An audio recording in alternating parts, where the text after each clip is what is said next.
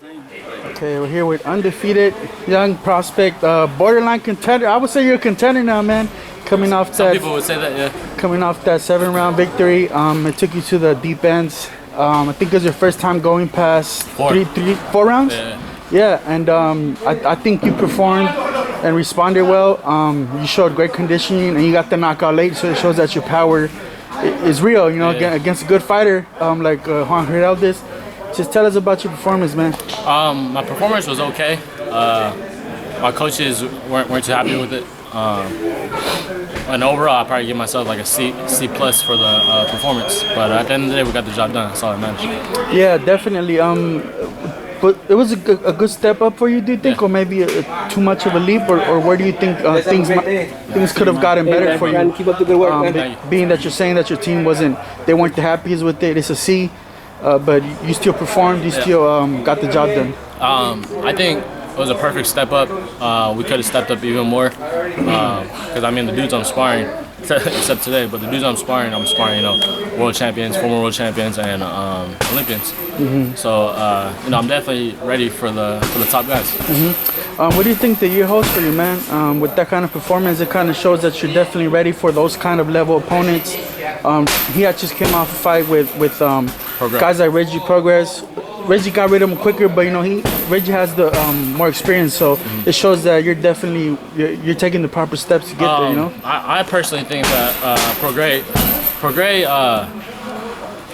I don't want to call it a lucky punch, but I think it was a perfect time punch, and that if he wouldn't have knocked him out there, I think they would have went a lot longer. Yeah, for sure. You're in here in the gym. I would imagine you've been around Bivol before. It's not your first time, right? And, they just announced his big fight against Canelo. Of course, that's as big as it can get for a fighter. What do you think of the matchup, man? I think it's a great fight for them. Great fight for boxing in general. I'm looking forward to watching it. Yeah. Stylistically, do you favor either fighter? How do you envision? I think it's gonna be one hell of a fight. I mean, I can't choose Canelo. I can't choose Bivol. So I can't wait. Yeah, it's gonna be at the full 175. Obviously, one would think that would favor Bivol. Would you agree with that, or where do you stand in terms of the weight? Canelo's shown that he does have power, but you know, I don't really follow Canelo's weight classes. I know he moves up and down frequently, but every time he fights, I watch him. But I think it's only one hell of a fight. Yeah. If Bivol can get the win over Canelo, how does he go about it? If you've seen Bivol fight before, what attributes do you think he has, or what does he have to do come fight time to get it done? I think Canelo's a top dog, and I feel like he's a household name. Yeah, Canelo's a household name, and sure. I think Bivol would be the next superstar. Yeah. The more superstar he already is. Yeah, and how would he go about fighting him? If you've seen Bivol fight before, how should Bivol go about like how you would see things if you're Bivol? How would you go about it? Bivol is a very in and out type of boxer, so I think his style is very unique, and I mean he has more experience than I do, so he knows how to beat Canelo. For sure, yeah. They just announced Gervonta versus Romero. Yep. It was a fight that was going to happen back in, what is it, December, I believe. It got canceled. Now it's official for May. What do you think of the matchup? It's borderline your division, because they could be moving up to 140 anytime soon. That's I think that's going to be Tank's easiest payday. That's it. Tank's easiest payday. So you don't think Rolly he has power? Of course he has power. Yeah. He got that specialized strength. But I think that it's going to be another Isaac Cruz and Tank, but you know Rolly's not as smart as Isaac Cruz. You know, Isaac Cruz was Later, Brandon. That's it. See you guys later. So you expect a good fight? No, not at all. I expect Rolly taking a lot of hits to the head, and then eventually, you know, gotta go.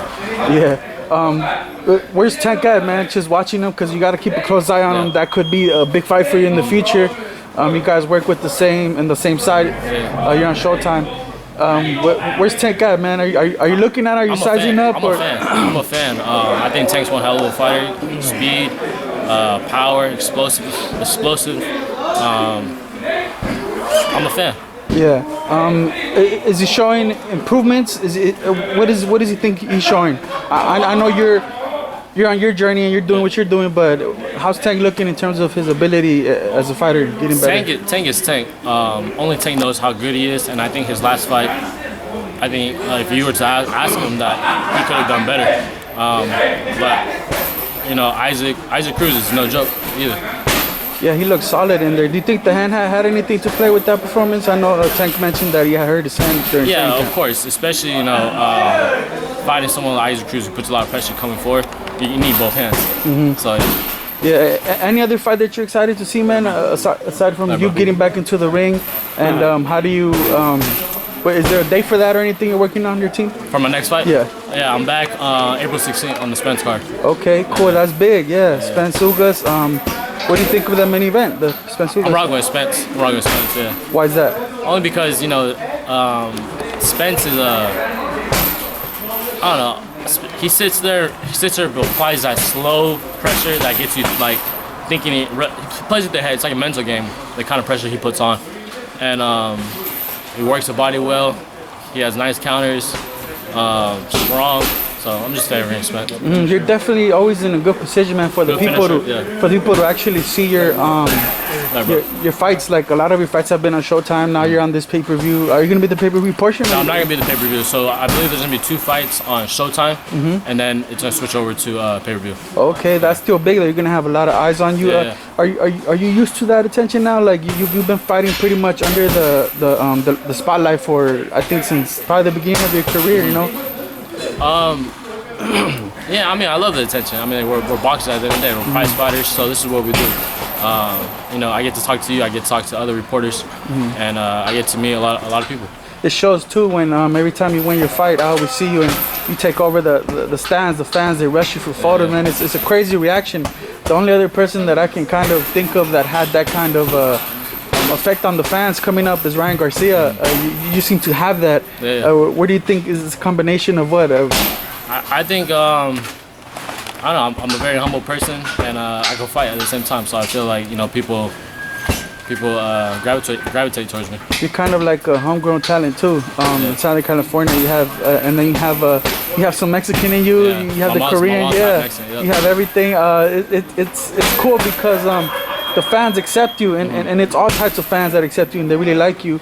How do you feel about them embracing you and not looking at you like you're just maybe like categorize you in terms of where you fall as a fighter? You know what I'm saying? Because of how you look or whatnot. I mean, without the fans, there's no me. So at the end of the day, I love all my fans. I love my Mexican fans. I love my Asian fans. I love all my fans. So at the end of the day, there's no Brandun Lee without the fans. Yeah.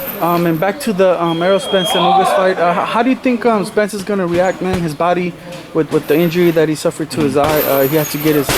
He had a small tear in his retina. He had to get it repaired. How do you think he's gonna react to all that? Just looking at from a fan's perspective. Well, let's hope he's 110%, and only Spence and his camp knows how prepared he is. Don't get me wrong, Ugas is still one hell of a boxer. We saw what he did to Pacquiao, and I hate to say it, but if Spence were to fight Pacquiao before the eye surgery, it would have been a sad night. You think it would have been bad? You mentioned Ugas. Have you ever been in the ring with Ugas? Have you ever sparred him at all? Never. No. Okay, cool. And what do you tell your fans, man, and all the support that you're getting and your fight date and everything? Just let them know what's going on. I appreciate you guys, every single one of you. Follow me on Instagram and Twitter at Brandun_Lee. Stay tuned. 25-0 coming soon. Cool. Appreciate you, Brandon.